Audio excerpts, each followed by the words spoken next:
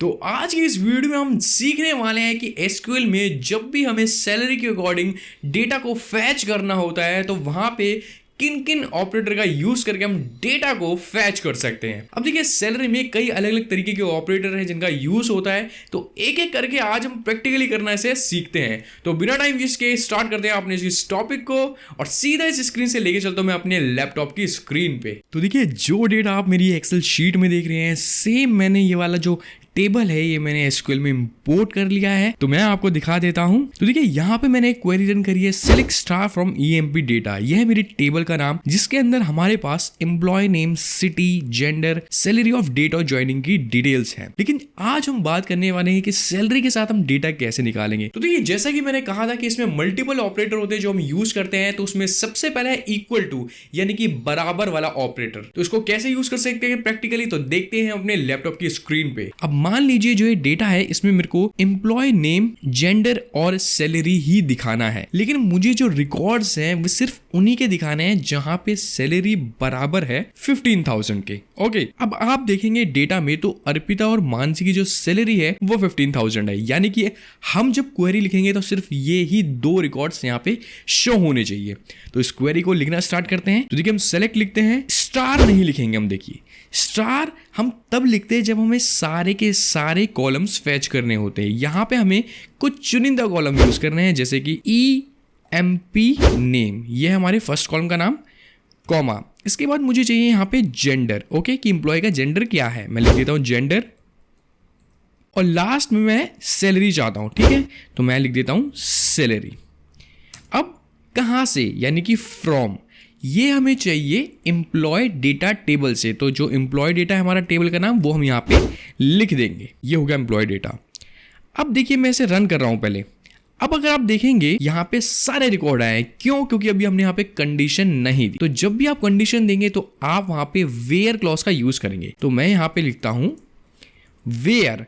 तो हमारी कंडीशन ये थी कि सैलरी जहां पे 15,000 हो, ठीक है। तो आप सबसे पहले लिखेंगे कॉलम का नाम यानी कि सैलरी इक्वल टू, क्योंकि हम यहाँ पे बराबर की बात कर रहे हैं और वो कितना होना चाहिए 15,000। अब मैं इसे रन करता हूं।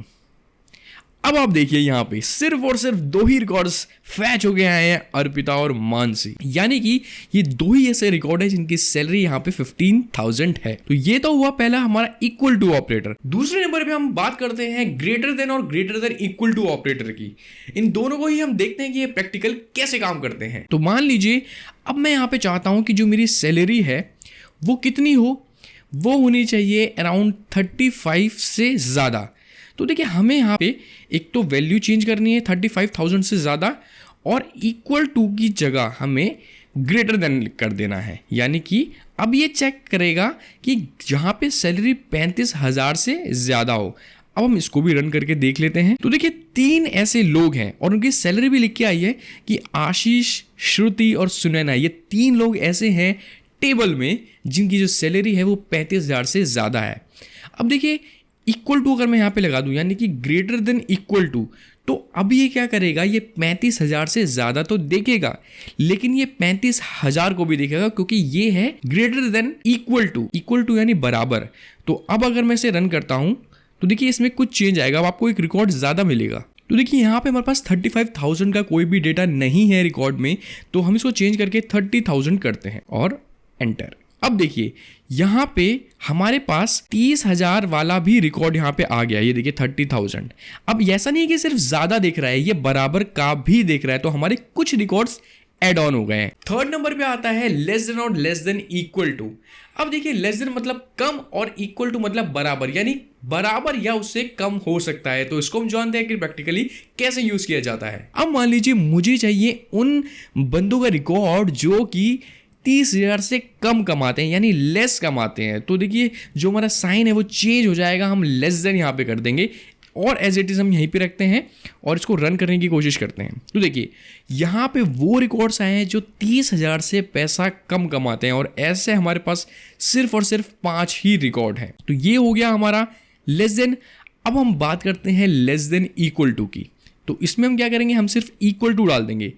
अब ये क्या करेगा, अब ये हमें 30,000 का रिकॉर्ड भी इसमें इंक्लूड करके दिखाएगा। देखिए यहाँ इसने 30,000 भी ऐड कर दिया क्योंकि ये लेस देन इक्वल टू है, वो लेस देन भी हो सकता है और वो इक्वल टू भी हो सकता है। लास्ट नंबर पे है ऑपरेटर बिटवीन। अब ये एक ऐसा ऑपरेटर है जो कि बहुत बार यूज होता है और इस ऑपरेटर को यूज करने के लिए हमें एक और ऑपरेटर यूज करना पड़ता है जिसे हम कहते हैं एंड। अब देखिए एंड को हम इसलिए यूज करते हैं जिससे कि हम स्टार्ट और एंड रेस दोनों को कंबाइन करके बिटवीन के साथ यूज कर सके। तो जानते हैं कि इसको प्रैक्टिकल कैसे यूज करते हैं। तो हम पूरी क्वेरी एज इट इज रखते हैं, बस ये वाला पार्ट चेंज करते हैं। तो देखिए अब मैं कह रहा हूं कि जो मेरी सैलरी है वो 30,000 से लेकर 45,000 के बीच में होनी चाहिए, यानी कि 30,000 से ज्यादा और 45,000 से कम होनी चाहिए। तो देखिए हम क्या करेंगे, सैलरी के बाद लिखेंगे बिटवीन ऑपरेटर, ठीक है। फिर हम देंगे पहला, यानी स्टार्टिंग पोजीशन क्या है हमारी 30,000, 30,000 से 45,000 तक। तो इन दोनों के बीच में हम एक एंड ऑपरेटर यूज करेंगे जो इन दोनों को जोड़ने का काम करेगा। उसके बाद मैं लिखता हूँ 45,000। अब हमारी क्वेरी कह रही है कि मुझे एम्प्लॉय नेम दीजिए, जेंडर दीजिए, सैलरी दीजिए एम्प्लॉय डाटा से, लेकिन उन सब में सैलरी 30,000 से 45,000 के बीच में होनी चाहिए, तभी वो रिकॉर्ड हमारा फैच होके आना चाहिए, ठीक है। तो मैं इसको रन करता हूं। अब अगर आप देखेंगे तो देखिए अब यहाँ पे ना तो किसी की सैलरी 30,000 से कम होगी और ना 45,000 से ज्यादा। वो 30,000 हो सकती है, वो 45,000 हो सकती है और वो इन दोनों के बीच में हो सकती है। तो रिकॉर्ड्स आप देख रहे होंगे कि बिल्कुल एग्जैक्टली जो हम चाहते थे वही डेटा आया है। तो आई होप आपको आज की वीडियो पसंद आई और अच्छी लगी तो प्लीज लाइक और कमेंट जरूर करो, अपने दोस्तों के साथ शेयर करना ना भूले, और अच्छी लग रही है ये वीडियो तो चैनल को सब्सक्राइब भी करना ना भूलें। आज के लिए इतना, नेक्स्ट वीडियो में मिलेंगे एक नए टॉपिक के साथ।